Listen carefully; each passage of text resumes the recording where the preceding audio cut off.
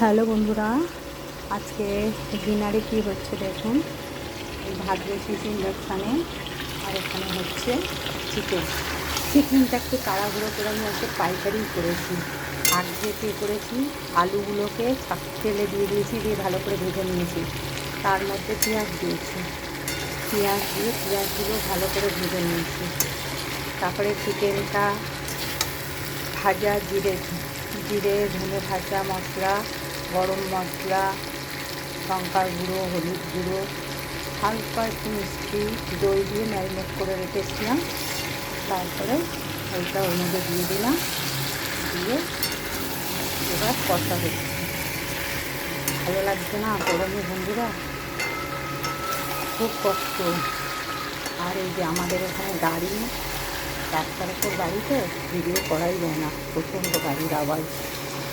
ওদের ভাতও হচ্ছে একদিকে, আর একদিকে চিকেন হচ্ছে।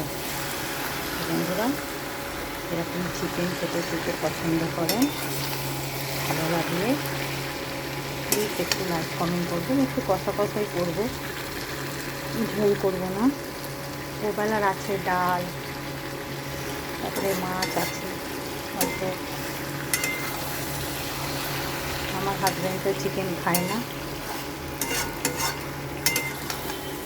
তো বন্ধুরা, ভালো লাগলে একটু লাইক কমেন্ট করবেন। আজকে শুধু লেগ পিসগুলো নিয়েছি, যে খালি লেগ পিস আছে।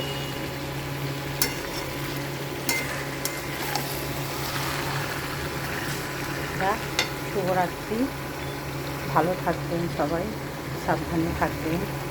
টাটা, আজকের মতন বিদায় নিলাম। আবার কালকে সকালে দেখা হবে, কথা হবে। আজকের মতন টাটা। আরেকবার বলছি শুভরাত্রি, ভালো থাকবেন।